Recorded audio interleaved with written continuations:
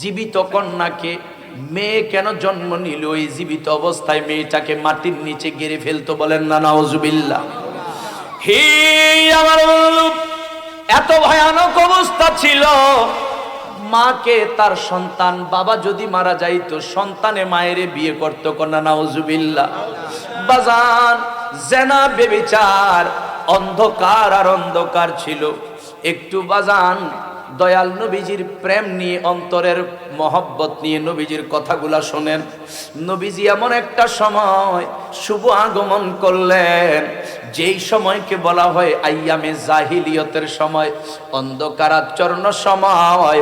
ওই সময় নূর নবী কামলিওয়ালা দুনিয়ায় শুভ আগমন করবেন।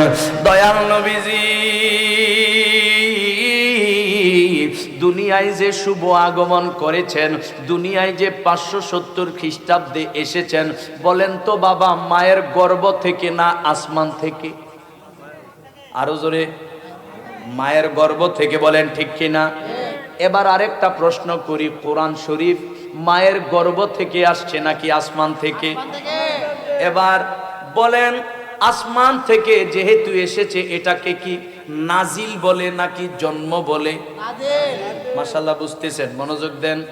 আসমান থেকে যেহেতু কোরআন এসেছে, এটাকে বলে নাজিল। আর মায়ের গর্ভ থেকে যেটা আসে, এটারে কয় জন্ম। ঠিক নেই? তাইলে বলেন, কোরআনের কি জন্ম না নাজিল? আমার নবীজির জন্ম না নাজিল? মাশাআল্লাহ, মনোযোগ আছে। নবীজির জন্ম, জন্মকে আরবিতে বলা হয় মিলাদ। জন্মতে আরবিতে কি বলে? জন্ম বৃত্তান্ত আলোচনা, এটা হলো মিলাদ।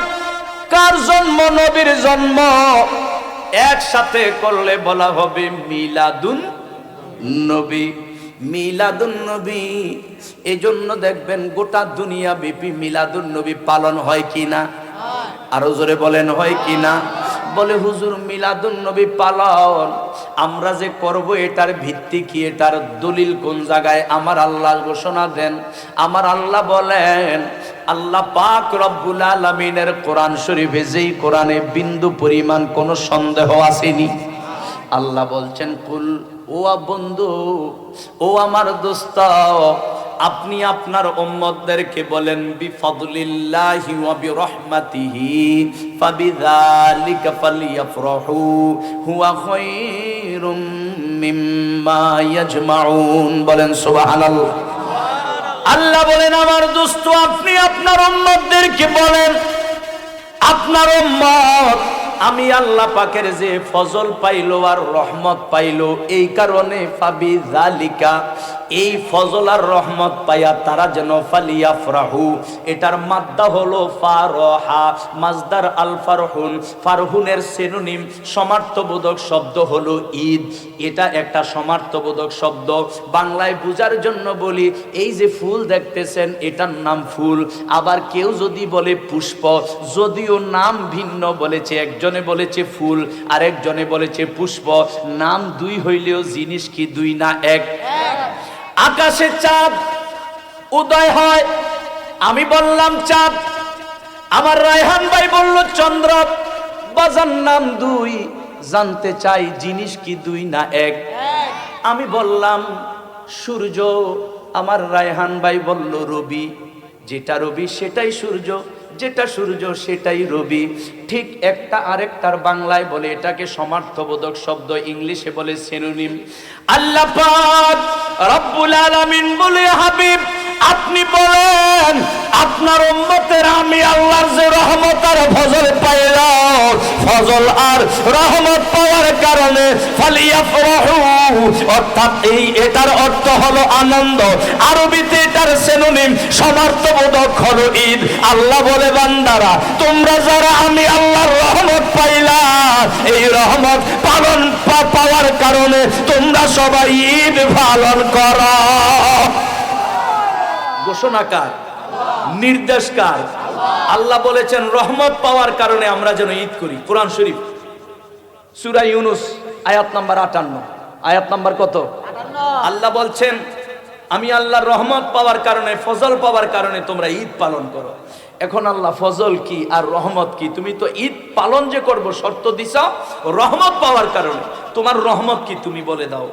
কোরআন শরীফের তাফসীর, হাদিসের ব্যাখ্যা চার ভাবে: কোরআন বিল কোরআন, কোরআন বিল হাদিস, হাদিস বিল হাদিস, হাদিস বিল কোরআন।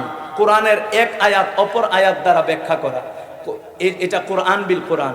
আরেকটা হলো কোরআনকে ব্যাখ্যা করা হাদিস দ্বারা, আরেকটা হলো হাদিস, এক হাদিসের ব্যাখ্যা আরেক হাদিস দ্বারা, আরেকটা হাদিস বিল হাদিস, আরেকটা হলো হাদিস বিল কোরআন, হাদিসকে ব্যাখ্যা করা কোরআন দ্বারা। তবে সর্বশ্রেষ্ঠ ব্যাখ্যা হলো কোরআনের এক আয়াতের ব্যাখ্যা অন্য আয়াত দ্বারা করা। আল্লাহ পাক সূরা ইউনূস 58 নম্বর আয়াতে কয়, আমার রহমত পাওয়ার কারণে তোমরা ঈদ পালন করো। আল্লাহ পাক সূরা আম্বিয়ায় 107 নম্বর আয়াত আমারে আপনারে চিনায়া দেয় রহমতটা কে। আল্লাহ যে বলছে রহমত পাওয়ার কারণে তোরা ঈদ পালন কর, এখন আল্লাহ রহমত কে? আল্লাহ সূরা আম্বিয়ার 107 নম্বর আয়াতে কয়, ওয়ামা আরসালনাকা ইল্লা রাহমাতাল লিল। আল্লাহ কয়, নবী গো আপনি তো কুল কায়নাতের রহমত। আমি খোদার যত আলম রয়েছে, এক কথায় আমি রবের রবুবিয়ত যত জায়গায়, তত জায়গার জন্য আপনি রহমত। তার মানে আল্লাহ পাক সূরা ইউনূসের 58 নম্বর আয়াতে বলেন যে আমার নবীকে যে পাইলা, এই নবীকে পাওয়ার কারণে তোমরা ঈদ পালন করো। তো নবীকে পাইলাম কেমন করে? কোরআনের মতো নবী নাজিল হয় নাই, নবী মায়ের গর্ভ থেকে জন্ম হয়েছে, আর এটাকেই বলে মিলাদুন নবী, নবীর জন্ম। এটার আরবি হইল মিলাদুন নবী। তো সূরা ইউনূসে আল্লাহ কয় মিলাদুন নবীতে তোরা ঈদ পালন কর। কোন সুবহানাল্লাহ। মিলাদুন নবীতে ঈদ পালন করার নির্দেশ কার? আরো জবান খুলে বলেন কার? এখন মিলাদুন নবীতে আমরা যে ঈদ করব, এটা কি শরীয়তের পন্থায় নাকি হারাম পন্থায়, নাকি ডিজে গান বাজাইয়া? এগুলো করা যাবে না, এগুলো করা যাবে না। এগুলো করলে সওয়াবের বদলে গুনাহ হবে, ঠিক কিনা বলেন? এই যে জিকির করলাম একটু আগে, জিকিরও তো বহু পদ্ধতি এখন বাইরেছে না বাবা? হিক্কুর হুক্কুর কত রকম ভাবে জিকির করেনি বাবা? কয়েকদিন আগে একটা ভিডিও দেখলাম, দেখি স্টেজের মধ্যে বক্তা জিকির করতেছে, আর দুইজনরে আঞ্জা কইরা ধইরা এমন ভাবে জিকির করতেছে, নাচের ধরন শুনলে মানুষই কইব বলে এই ধরনের জিকির করার চাইতে মুখ বন্ধ কইরা ঘুমানো ভালো, চোখ বন্ধ কইরা ঘুমানো ভালো।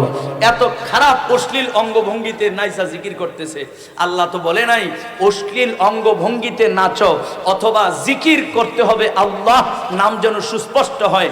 হ্যাঁ হু হেক্কের হেক্কের হেপ হু এইভাবে জিকির করলে সওয়াবের বদলে গুনাহ হবে। কথা কোন ঠিক কিনা? জিকির করলে সওয়াব, কলব জিন্দা সত্য, তবে জিকির করার মতো করতে হবে, ঠিক কিনা বলেন?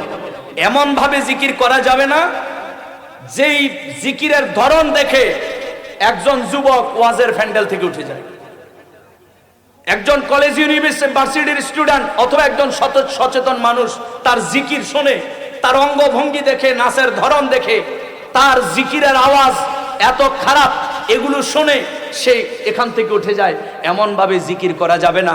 আবার জিকিরের মধ্যে বক্তা এমন কোন গজলও বলা যাবে না যেই গজল আর সিনেমার গানে কোনো পার্থক্য নেই। কথা কোন ঠিক কিনা? এখন তো সিনেমার গানও জিকিরের ভিতরে ফিট করে লাইছে বক্তারা। এ কারণে জিকির করলে কলব জিন্দা হয়, আল্লাহ পাওয়া যায় সত্য, তবে এটা সঠিকভাবে হতে হবে। ঠিক মিলাদুন নবী আমরা পালন করব, তবে সেটা যেন কখনোই অন্যায় একজন মানুষ দেখলে মানুষের চোখে যেন না মনে করে যে এটা এখানে তো তারা নবীর মহব্বতে আসছে না, আনন্দ নেওয়ার জন্য আসছে। কারণ এখন অধিকাংশ ইসলামিক কাজে আমি দেখি যুবকরা আনন্দের জন্য করে, ইবাদতের জন্য করে না। ওয়াজ মাহফিলেও অধিকাংশ মানুষ, সত্য কথা যেটা, মজা নেওয়ার জন্য বসে। অধিকাংশ মানুষ মজা নেওয়ার জন্য। কেন? আপনি বড় প্রিন্সিপাল আইনা স্টেজে বসান, মানুষ দেখবেন নাই। মূর্খ একজন বক্তা আইনা বসান, ঢং ঢুং করতে পারে, সুর আছে, প্যান্ডেলে জায়গা দেওয়া যাবে না। একজন মুহাদ্দিস, একজন প্রিন্সিপাল, একজন মুফতি, তিনি কোরআন হাদিসের বয়ান করবেন, মানুষ নাই। কিন্তু ঢং ঢুং যে করতে পারে ওই বক্তা বসাই দিবেন, জায়গা দিতে পারবেন না, বলবে সেই রকম একটা মাহফিল হয়েছে। তো মাহফিলের উদ্দেশ্য কি ঢং না হেদায়াত? হেদায়াত। আজকে সেখানে মানুষ বসে কম। এজন্যই মাহফিল সাজানোর আগে সবাই চিন্তা করে যে ভাইরাল বক্তা কে আছে, কারে দাওয়াত দিলে মানুষ জমবে। এই কথা কেউ কয় না যে কারে দাওয়াত দিলে হেদায়েত পাওয়া যায়। মূর্খ আউযু বিল্লাহ পড়তে পারে না, 30-50 হাজার টাকা নিয়ে যায়। আর বড় মুফতি মুহাদ্দিস প্রিন্সিপাল দাওয়াত কইরা ঠিক মতো ভাড়াও দেয় না, এমনও বিচার আসে অনেক সময়, ঠিক মতো ভাড়াও দেয় না আমি দেখি। এই কারণেই মনে রাখবেন, এগুলো মাহফিল সাজানোর উদ্দেশ্য হলো হেদায়েত, ঠিক কিনা বলেন? আপনি মিলাদুন নবী পালন করবেন, অনেক ফজিলত, কিন্তু এই মিলাদুন নবীর মাহফিলকে যদি রং ঢং তামাশার ক্ষেত্র বানান, আল্লাহ রসুলের কাছে জবাবদিহি করতে হবে, ঠিক কিনা বলেন?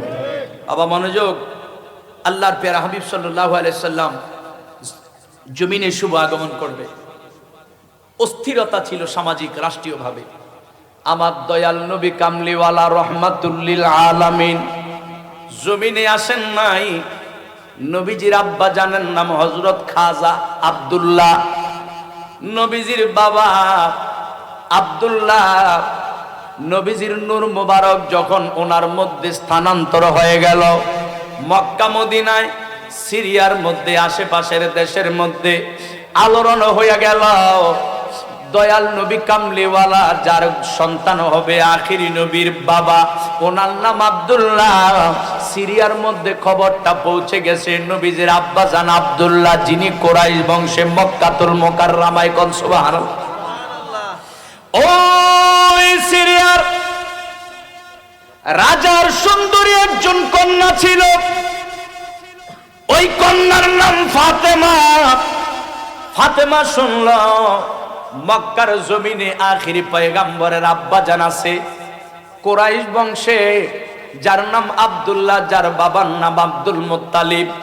ওই আব্দুল্লাহর কাছে যেই মেয়ে বিয়ে বসতে পারবে, আমার নূর নবী কামলিওয়ালার আম্মা জান হতে পারবে, দুনিয়া আখিরাত সফল হয়ে যাবে। আব্দুল্লাহ রাস্তা দিয়ে যখন হাঁটে, রাস্তার দুই পাশে সুন্দরী সুন্দরী মেয়েরা দাঁড়ায়া থাকে রে বাজান, সুন্দরী মেয়েরা দাঁড়ানো। আব্দুল্লাহ ডাইনে বামে তাকায় না। আব্দুল্লাহ বড় ফরহেজগার বান্দা, এজন্যই তো সুন্দর নাম আব্দুল্লাহ। যেই সময় মানুষের নাম রাখতো আব্দুল শামস, মানুষের নাম রাখতো আব্দে উজ্জা, অর্থাৎ মূর্তির নামে নাম রাখতো, মূর্তির নামে নাম রাখতো, লাত বারাতের নামে মানুষের নাম রাখতো। আর নবীজির বাবা নাম হলো আব্দুল্লাহ। অনেকে বলতে চায় ওনার নবীজির বাবা নাকি জাহান্নামী। না না না না, নবীজির বাবা জান্নাতি। নামের দ্বারাই প্রমাণ হয় উনি কখনো মূর্তি পূজারী ছিল না, কারণ ওনার নাম আব্দুল্লাহ। বলেন ঠিক কিনা? হি আমার বন্ধু, একটু গভীর মনোযোগ। রাস্তার দুই পাশে মেয়েরা দাঁড়ানো, ডাইনে বামে আব্দুল্লাহ তাকায় না, কারো দিকে নজর করে না, কারণ আব্দুল্লাহ জানে অপর নারীর দিকে তাকানো গুনাহ, অপর নারীর দিকে হাত বাড়ানো গুনাহ। এই জন্য তিনি নিজ নিজ দিয়ে নিচের দিকে তাকিয়ে বাজারে যায়। রাত্র যখন হয়ে যায়, মক্কার ওনার বংশের, ওনার গোত্রের পাড়া প্রতিবেশীরা ওনার জন্য অপেক্ষা করে। বলে কেন? কারণ রাতের অন্ধকারে, তখন তো কারেন্ট আবিষ্কার হয় নাই, লাইট নাই কারো হাতে, অন্ধকার রাত্রিবেলা, রাস্তা ভুলে অন্যদিকে চলে যাওয়ার সম্ভাবনা, যার কারণে নবীজির আব্বা জান হযরত আব্দুল্লাহর জন্য অপেক্ষা করে। বলে কেন? কারণ হলো আব্দুল্লাহ হাতে লাইট নাই, কারেন্ট নাই, কিন্তু আব্দুল্লাহর মধ্যে রয়েছে আমার নূর, নবীজির নূর মুবারক। মক্কার মানুষেরা কয়, আব্দুল্লাহ যখন বাজার থেকে অন্ধকার রাত্রিবেলা রাস্তা দিয়ে বাড়ির দিকে রওনা হয়, আল্লাহর কসম রে, আমরা দেখি আব্দুল্লাহর কপাল থেকে নূরে মুহাম্মদের একটা ফোকাস বাইরে হয়। নূরে মুহাম্মদের যেই ফোকাস বাইরে হয়, ওই ফোকাসের আলোতে অন্ধকার রাস্তা আলোকিত হয়ে যায়। এই অন্ধকার রাস্তা আব্দুল্লাহর কপাল থেকে ওই নূরের বরকতে অন্ধকার যখন আলোকিত হয়, ওই আলো দিয়ে আমরা প্রত্যেকে সবার বাড়ির মধ্যে চলে যেতে পারি। আব্দুল্লাহর মধ্যে নবীজির নূর মুবারক। মক্কার মেয়েরা আব্দুল্লাহর কাছে বিয়ে বসার জন্য পাগল। ওই সিরিয়ার একজন মেয়ে, সাধারণ মেয়ে না, মেয়েটা হলো রাজার মেয়ে, রাজকন্যা, এত সুন্দরী। রূপে গুণে অনন্যা ওই সুন্দরী মেয়ে খবর পাইল আব্দুল্লাহ কুরাইশ বংশে। ওই সুন্দরী ফাতেমা রওনা দিল মক্কাতুল মুকাররমার দিকে। আস্তে আস্তে আস্তে আস্তে কাবা ঘরের কাছে অপেক্ষা করে দলবল নিয়ে আব্দুল্লাহকে দেখার জন্য। হঠাৎ একদিন আব্দুল্লাহর সঙ্গে সাক্ষাৎ হইল। সাক্ষাৎ হওয়ার পরে রাজকন্যাকে এবার বলতেছে, এরে আপনারে কোনোদিন মক্কায় দেখি নাই, কোত্থেকে আসছেন, কেন আসছেন? ওই রাজকন্যা বলতেছে, আব্দুল্লাহ আপনার বাবার নাম কি? কয় আব্দুল মুত্তালিব। বলে আপনার বংশ কি? কয় কুরাইশ বংশ। বলে আব্দুল্লাহ আমারে আপনি যদি বিয়ে করেন আমার জীবন যৌবন ধন্য হইয়া যাইব। বলে আপনার মুখে তো হিজাব লাগানো, আপনারই দেখি নাই, বিয়ে করব কেমন করে? ওই রাজকন্যা যখন হিজাবটা সরাইল, আব্দুল্লাহ কয় আমি কত সুন্দরী কন্যা দেখলাম, এত সুন্দরী কন্যা আমার জীবনে দেখি নাই। ওই মেয়ে আমার বিবাহের প্রস্তাব দিয়ে বলতেছে, এরে আব্দুল্লাহ আমি সাধারণ ঘরের কন্যা না, আমি হইলাম সিরিয়ার বাদশার একমাত্র মেয়ে, আমারে যে বিয়ে করবে সে সিরিয়ার বাদশা হয়ে যাবে। আব্দুল্লাহ বলে, তোমাকে আমার পছন্দ হয়েছে, তবে তোমাকে যে বিয়ে করব আমার বাবার কাছে পরামর্শ করি, আমার বাবার অনুমতি লাগবে। দেখছেন নিয়ে এগুলোরে বলে সন্তান। আর এখন তো বিয়ে করতে কোন সময় কিভাবে করে বাপ মা খবরও পায় না। ঠিক নিও বাবা, বিয়ে করে সংসার হয়ে যায়, খবর নাই। বউ সহ নিয়া অনেকে আছে সন্তানও নিয়া বাপ মার সামনে দাঁড়ায়। আসেনি বাবা? প্রেম জাগায় জাগায় আল্লাহ আল্লাহর রসুলের সঙ্গে প্রেম করার জন্য মানুষ বানাইলো। মানুষ আল্লাহ আল্লাহর রসুলকে মন না দিয়া দুনিয়ায় যেই দিকে মন দিলে মানুষ জাহান্নামে হয়, যেই দিকে মন দিলে কলব ময়লা হয়, যেই দিকে মন দিলে অন্ধকার কবর আরো বেশি অন্ধকার হয়ে যায়, যেই দিকে মন দিলে মানুষ জাহান্নামে হয়, ওই দিকে মন দিয়ে মানুষ নিজের জীবন পরকাল নয় শুধু নিজের কেরিয়ার ভবিষ্যৎ পর্যন্ত অন্ধকার করে দেয়। বলেন ঠিক কিনা? হি আমার বন্ধু নবীজির আব্বা জান আব্দুল্লাহ ডাক দিয়া কই, ফাতেমা গো, যদিও তুমি অনেক সুন্দরী, তুমি একজন বাদশার মেয়ে, কিন্তু আমার আব্বা জানের অনুমতি ছাড়া বিয়ে করতে পারবো না। আব্বা জানের কাছে গেলেন অনুমতির জন্য। আব্বা জান নিয়ে গেলেন সিরিয়ার দিকে ব্যবসার উদ্দেশ্যে। যাইতে যাইতে যাইতে যাইতে মদিনাতুল মুনাওয়ারায় যখন গেল, ওহাব জোহরীর বাড়িতে যখন গেল, ওহাব জোহরীর বন্ধু হলো আব্দুল মুত্তালিব। বাড়িতে যাওয়ার পর ওহাব জোহরীর বিবি বুঝতে পারলো রে আব্দুল মুত্তালিবের যেই সন্তান সাধারণ সন্তান নয়, তিনি আব্দুল্লাহ, তিনি যাকে বিয়ে করবেন আসমানি কিতাবে লেখা আছে ওই মহিলার নাম আমেনা। ওই মহিলার নাম আমেনা। দুনিয়ার যে কোনো মহিলা পাগল হলে লাভ নাই। ওহাব জোহরীর বিবি ডাক দিয়া কয়, প্রাণের স্বামী গো, আপনার বন্ধু আপনার বাড়িতে মেহমান হয়েছেন, আপনার বন্ধুর নাম কি? কয় আব্দুল মুত্তালিব। কয় আব্দুল মুত্তালিবের ছেলের নাম কি? কয় আব্দুল্লাহ। কয় আপনি জানেন না আসমানি কিতাব তাওরাত জাবুর ইনজিলে লেখা আখিরি পয়গম্বরের আব্বার নাম হলো আব্দুল্লাহ, বংশ হলো কুরাইশ বংশ, হাশিমি খানদান। আমনের বাড়িতে আমনের বন্ধু যে মেহমান হয়েছে ওনারাও তো কুরাইশ বংশ, হাশিমি খানদান। এগো ওহাব জোহরী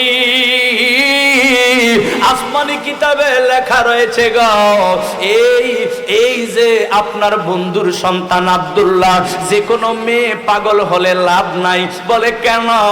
বলে আসমানি কিতাবে লেখা আব্দুল্লাহ যারে বিয়ে করবে তার নাম হবে আমেনা। ওহাব জোহরী, ও প্রাণের স্বামী, আমাদের ঘরে আমাদেরও তো একজন কন্যা আছে গো, যেই কন্যার নাম হলো আমেনা। তাদেরকে যদি বিয়ে পড়াইয়া দিতে পারেন মনে হয় আখিরি পয়গম্বরের নানা নানি হতে পারবো। বিয়ে হয়ে গেল, দুইজনের বিয়ে হলো। আব্দুল্লাহ ডাক দিয়ে কয়, আব্দুল্লাহ যখন বাসর ঘরের দিকে রওনা দিল, আম্মা আমেনা বাসর ঘরে বসে আছে, চতুর্দিকে মোমের আলো, মোম জ্বালিয়ে রেখেছে। আব্দুল্লাহ যখন ঘরের মধ্যে চলে গেল, ঘরে কদম কদম রাখার সঙ্গে সঙ্গে আব্দুল্লাহর কপাল থেকে নূরে মুহাম্মদের ফোকাস এমন ভাবে বাইর হয়েছে, মোমের আলো নিবে ওই ঘরটা নবীর নূরে আলোকিত হইয়া গেছে। ইয়া মুহাম্মদ মুস্তাফা নবী সাল্লাল্লাহু আলাইহি ইয়া মুহাম্মদ মুস্তাফা নবী আগো শাফায়াতের কান্দারি রাসূলুল্লাহ ইয়া মুহাম্মদ মুস্তাফা নবী সাল্লাল্লাহু আলাইহি ইয়া মুহাম্মদ মুস্তাফা নবী।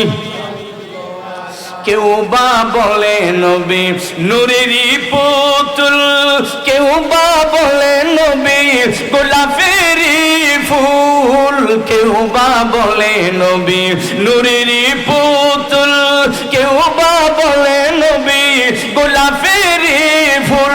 নয় সে গোলাপ নয় সে পুতুল, নয় সে গোলাপ নয় সে পুতুল, নূর আল্লাহ ইয়া মুহাম্মদ মুস্তাফা নবী সাল্লাল্লাহু আলাইহি ইয়া মুহাম্মদ। গোলাপ তো নয় নবী গোলাপের বাবা, নবীজি আমার কাবারি কাবা।